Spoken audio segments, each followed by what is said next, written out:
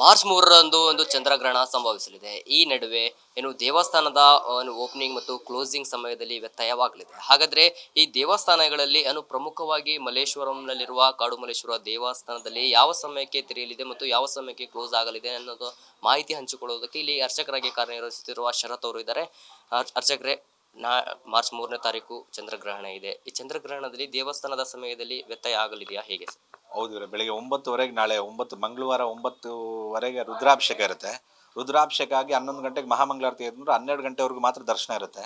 12:30 close ಆಗುತ್ತೆ. 3 ಗಂಟೆ 10 ನಿಮಿಷದಿಂದ 6:45ವರೆಗೂ ಗ್ರಹಣ ಟೈಮ್ ಇದೆ. ನಮಗೆ ಕಾಣಿಸ್ಕೊಳೋದು ಬಂದ್ಬಿಟ್ಟು 6:20ಕ್ಕೆ ಇಲ್ಲಿ ಕಾಣಿಸೋದು ಬೆಂಗಳೂರಿಗೆ. 6:20ಇಂದ 6:47ವರೆಗೂ ಗ್ರಹಣ ಇದೆ. ಅದರಿಂದ ಬಂದ್ಬಿಟ್ಟು ಕ್ಲೋಸ್ ಮಾಡ್ತಾ ಇದೀವಿ, ಮುಚ್ತೀವಿ ಇಲ್ಲಿ ದೇವಸ್ಥಾನ. 7:00ವರೆಗೆ ಗ್ರಹಣ ಬಿಟ್ಟ ಮೇಲೆ 7 ಗಂಟೆಗೆ ಪೂಜೆ ಮಾಡಿ ತೆಗೆಯೋದಿಲ್ಲಿ.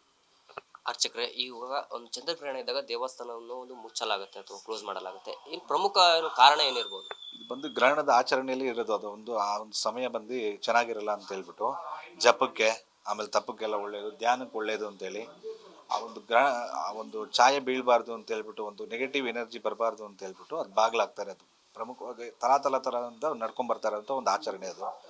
ಅದರಿಂದ ಅದಕ್ಕೋಸ್ಕರ ಬಾಗ್ಲಾಕೋದು.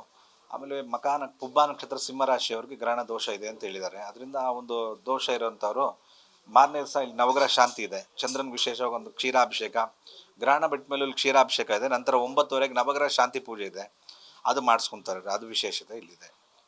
7 ಗಂಟೆಯಿಂದ ಪ್ರಾರಂಭ ಆದ್ಮೇಲೆ ಯಾವ ವಿಶೇಷ ಪೂಜೆ ಮತ್ತು ಎಷ್ಟು ಜನ ಭಕ್ತರು ಭಾಗಿಯಾಗೋ ಸಾಧ್ಯತೆ? 7 ಗಂಟೆಗೆ ಜಲಾಭಿಷೇಕ ಇದೆ. ಇಡೀ ದೇವಸ್ಥಾನ ಫುಲ್ ಎಲ್ಲ ಜಲಾಭಿಷೇಕ ಆಗಿ 7:00ವರೆಗೆ ಪುಣ್ಯಾವಚನೆ ಇದೆ. ಕ್ಷೀರಾಭಿಷೇಕ ಆಗಿ 7:00ವರೆಗೆ ರುದ್ರಾಭಿಷೇಕ ಆಗುತ್ತೆ. ರುದ್ರಾಭಿಷೇಕದ ನಂತರ 7:00ವರೆಗೆ ದರ್ಶನಕ್ಕೆ ಮಾಡಿಕೊಡ್ತಾರೆ. ಬರೋಂಥ ಭಕ್ತಾದಿಗಳು ತೀರ್ಥ ತೊಗೊತಾರೆ. ಅವ್ರು ಸ್ನಾನ ಮಾಡ್ಕೊಂಬಂದ್ಬಿಟ್ಟು 7 ಗಂಟೆಗೆ ಸ್ನಾನ ಮಾಡಿ, ಗ್ರಹಣ ಬಿಟ್ಟ ಮೇಲೆ ಸ್ನಾನ ಮಾಡ್ಕೊಂಬಂದು ಒಂದು ದೀಪ ಅಂಟಿಸಿ ಇಲ್ಲಿ ಒಂದು ಮಂಗಳಾರತಿ ತೊಗೊಂಡು ತೀರ್ಥ ತೊಗೊಂಡು ದರ್ಶನ ಮಾಡ್ಕೊಂಡು ಹೋಗ್ತಾರೆ. ಆ ವ್ಯವಸ್ಥೆ ಇದೆ. ನಾಳೆ ಎಷ್ಟು ಗಂಟೆವರೆಗೆ ಓಪನ್ ಇರುತ್ತೆ ಸರ್? 10 ಗಂಟೆವರೆಗೂ ಇರುತ್ತೆ. 7:00ವರೆಗೆ ತೆಗೆದ್ರೆ 10 ಗಂಟೆವರೆಗೂ ಇರ್ತಾರೆ.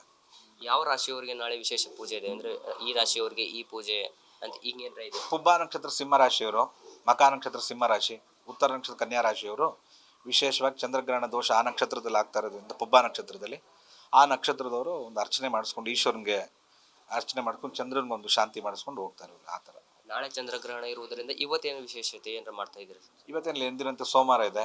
ಸೋಮವಾರ ವಿಶೇಷ ಪೂಜೆಗಳೆಲ್ಲ ನಡೆಯುತ್ತೆ. ಉತ್ಸವ ನಡೀತಾ ಇದೆ, ಅದರಿಂದ ನಡೆಯುತ್ತೆ. ನಾಳೆ ಮಾತ್ರ ಬೆಳಗ್ಗೆ ಮಾತ್ರ ಉತ್ಸವ ಇರುತ್ತೆ, ಸಂಜೆ ಇರಲ್ಲ, ಕ್ಯಾನ್ಸಲ್ ಮಾಡಿದ್ದೀವಿ. ಎಷ್ಟು ಭಕ್ತರು ಬರುವ ನಿರೀಕ್ಷೆ ಇದೆ ನಾಳೆ? ನಾಳೆ ಒಂದು 1000 ಜನ ಬರ್ತಾರೆ. ಗ್ರಹಣ ಬಿಟ್ಟ ಮೇಲೆ ಒಂದು 3000 ಜನ ಬರೋ ವ್ಯವಸ್ಥೆ ಇದೆ. ಇಲ್ಲ, ಇದಾಗಿತ್ತು ಇಲ್ಲಿನ ಅರ್ಚಕರ ಶರತ್ ಅವರ ಮಾತು. ನಾಳೆ 7 ಗಂಟೆಯ ನಂತರ ದೇವಸ್ಥಾನ ಓಪನಿಂಗ್ ಆಗುತ್ತೆ. ಆಮೇಲೆ ವಿಶೇಷ ಪೂಜೆಗಳ ಮೂಲಕ ಭಕ್ತರು ಇಲ್ಲಿ ಬಂದು ದೇವರ ಆಶೀರ್ವಾದನ ಪಡಿತಾರೆ. ಜೊತೆಗೆ ಇಲ್ಲಿ ಕೆಲವು ಸಮಯವನ್ನ ಕಳೆದು ತಮ್ಮ ಏನೇನು ಆಸೆ ಇರುತ್ತೆ ಅಲ್ಲನ್ನು ಈಡೇರಿಸುವಾಗಿ ದೇವರಲ್ಲಿ ಕೇಳ್ಕೊಳ್ತಾರೆ ಅಂತ ಒಂದು ಮಾತನ್ನ ಹೇಳ್ತಾ ಇದ್ದಾರೆ. ಕ್ಯಾಮರಾ ಪರ್ಸನ್ ರವಿ ಜೊತೆ ನಾನು ಸಂಗಮೇಶ್ ಮಿತ್ರ, ಗ್ಯಾರಂಟಿ ನ್ಯೂಸ್, ಬೆಂಗಳೂರು. ಮಟ್ಟದವರೆಗೆ ರಾಜಕೀಯ, ಸಿನಿಮಾ, ಸ್ಪೋರ್ಟ್ಸ್ ಯಾವ ಸುದ್ದಿಯೂ ಮಿಸ್ ಆಗಲ್ಲ. ಬರೀ ಸುದ್ದಿಯಷ್ಟೇ ಅಲ್ಲ, ಜೊತೆಯಲ್ಲೇ ಇರುತ್ತೆ ವಿಶ್ಲೇಷಣೆ. ಗ್ಯಾರಂಟಿ ನ್ಯೂಸ್ ನ ಸಬ್ಸ್ಕ್ರೈಬ್ ಮಾಡಿ, ಫಾಲೋ ಮಾಡಿ, ಕ್ಷಣ ಕ್ಷಣದ ಅಪ್ಡೇಟ್ಸ್ ಪಡೆಯಿರಿ.